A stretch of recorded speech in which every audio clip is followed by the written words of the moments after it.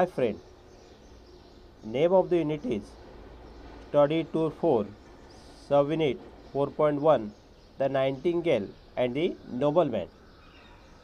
Friend, this is a story. See page number 80. First of all, we will read the story. 4.1, The Nightingale and the Nobleman. A nobleman in a faraway land once caught a nightingale and put him in a cage. No bird likes to be shut up in a cage. The nightingale began to plead. Please set me free. If you let me go, I will tell you the secret of happiness. The nobleman was rich but not happy. He wanted to know the secret of happiness, so he let the bird go. Listen, said the nightingale. This is the secret of happiness. Never cry over spilt milk and never trust idle words. The nobleman didn't think much of the secret. This is just a silly piece of advice, he exclaimed. The nightingale flew a little higher and said, Too bad you let me go. I have rare diamond under my wing. Now you won't get any of them. Now the nobleman was really very angry and very unhappy. Oh no, how stupid of me! You wicked bird, you nasty bird, wait till I catch you again. He began to wail. Don't be so upset, my lord, said the nightingale. It was kind of you to let me go. That's why I gave you a good piece of advice. Think over it. The first thing I said was, don't cry over spilt milk. I am already far away from you. You can't catch me again. Then why make yourself unhappy about it? Secondly, how can an ordinary bird like me have a diamond under his wing? Those were just idle words of mine. It's a mistake to trust such words. Use my bits of advice and be happy. Farewell. The nobleman watched as the bird flew away. Now let's see the meaning of the story. The name of the story is The Nightingale and the Nobleman. म्हणजे या ठिकाणी बघा, Nightingale हा नवीन शब्द आहे आणि त्याचा अर्थ आहे गाणारा बुलबुल पक्षी आणि नोबलमॅन म्हणजे सरदार. म्हणजे या गोष्टीचं नाव आहे the nightingale and the nobleman. A nobleman in a faraway land once caught a nightingale and put him in a cage. आता या ठिकाणी शब्द बघा, फार अवे म्हणजे दूरच्या प्रदेशातील. तर याचा अर्थ बघा, या ठिकाणी खूप दूरच्या प्रदेशातील एका सरदाराने एकदा एक गाणारा बुलबुल पक्षी पकडला आणि त्याला त्याने एका पिंजऱ्यात ठेवले. No but like to be shut up in a cage. म्हणजे कोणत्याही पक्ष्याला पिंजऱ्यात बंद केलेले आवडत नाही. Next, the nightingale began to plead. आता या ठिकाणी प्लेडचा अर्थ बघा, विनवणी करणे. म्हणजे तो बुलबुल पक्षी कळकळीची विनंती करू लागला. Next, please set me free. कृपया मला सोडून दे. If you let me go I will tell you the secret of happiness. म्हणजे याचा अर्थ बघा, तुम्ही मला जाऊ दिले तर मी तुम्हाला सुखाचे रहस्य सांगीन. म्हणजे सिक्रेट ऑफ हॅपीनेस म्हणजे सुखाचे रहस्य. पुढे बघा. The nobleman was rich but not happy. तो सरदार श्रीमंत होता परंतु सुखी समाधानी नव्हता. He wanted to know the secret of happiness. त्याला सुखाचे रहस्य जाणून घ्यायचे होते. So he let the bird go. म्हणून त्याने त्या पक्ष्याला जाऊ दिले. Next. Listen said the nightingale. ऐक, तो बुलबुल पक्षी म्हणाला. This is the secret of happiness.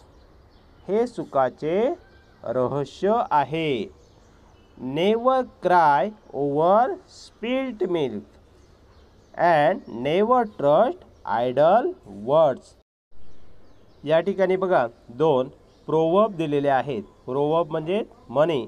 आता पहिली म्हण आहे never cry over spilt milk, म्हणजे होऊन गेलेल्या हानीबद्दल शोक कधीच करू नये.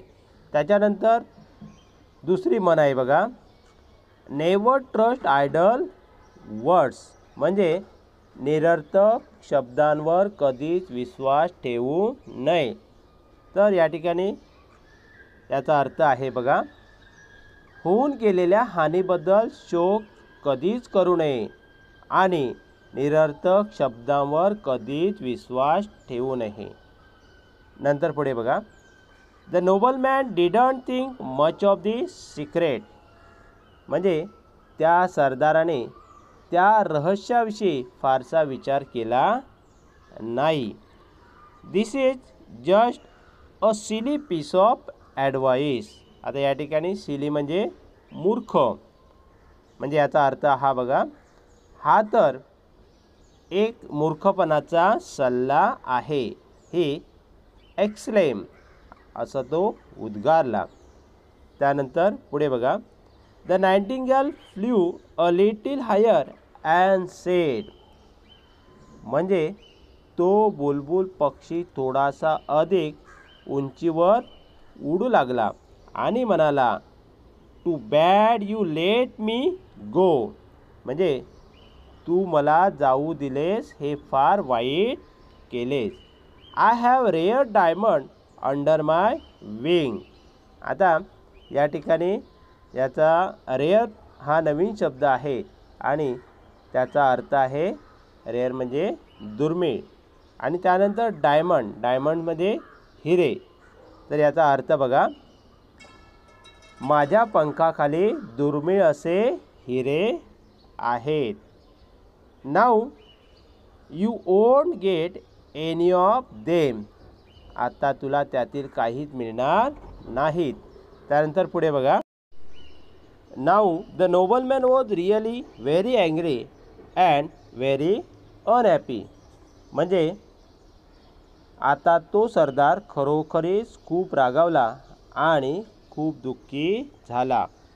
Oh know how stupid of me, आणि तो स्वतःवरतीच म्हणू लागला अरे मी किती मूर्ख आहे, मी किती मूर्खपणा केला. You wicket bird you nasty bird. बघा या ठिकाणी विकेटचा अर्थ असा आहे दुष्ट आणि नॅस्टी म्हणजे घाणेरडा, म्हणजे याचा अर्थ बघा दुष्ट पक्षा, घाणेरड्या पक्षा.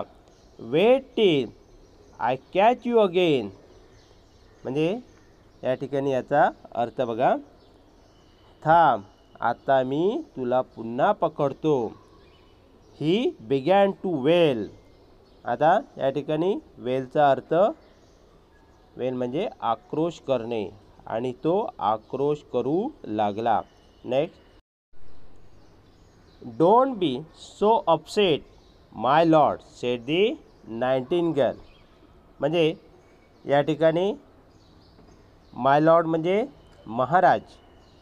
अर्थ बघा महाराज अस्वस्थ होऊ नका असं तो बुलबुल पक्षी म्हणाला. It was kind of you to let me go. मला जाऊ दिलेत हा तुमचा दयाळूपणा होता. That's why I gave you a good piece of advice. आणि म्हणून मी तुम्हाला एक चांगला सल्ला दिला. पुढे बघा, थिंक ओव्हर इट. तुम्ही त्याच्यावर विचार करा. थिंक ओव्हर इट म्हणजे तुम्ही त्याच्यावर विचार करा. The first thing I said was don't cry over spilt milk. म्हणजे झालेल्या हानीबद्दल शोक करू नका. I am already far away from you. म्हणजे मी तुमच्यापासून खूप लांब आलेलो आहे. पुढे बघा, you can't catch me again. तुम्ही मला पुन्हा पकडू शकणार नाही. Then why make yourself unhappy about it. मग तुम्ही त्याबद्दल स्वतःला का दुःखी करून घेता. पुढे बघा, secondly, how can an ordinary bird like me have a diamond under his wing. आता या ठिकाणी शब्द आहे ऑर्डिनरी म्हणजे सामान्य. याचा अर्थ बघा, दुसरं म्हणजे माझ्यासारख्या सामान्य पक्षाकडे त्याच्या पंखाखाली हिरे कसे असू शकतील. Next, those were just idle words of mine. म्हणजे ते माझे केवळ निरर्थक शब्द होते. It's a mistake to trust such words. म्हणजे अशा शब्दांवर विश्वास ठेवणे म्हणजे चुकीचे आहे. Use my bits of advice and be happy.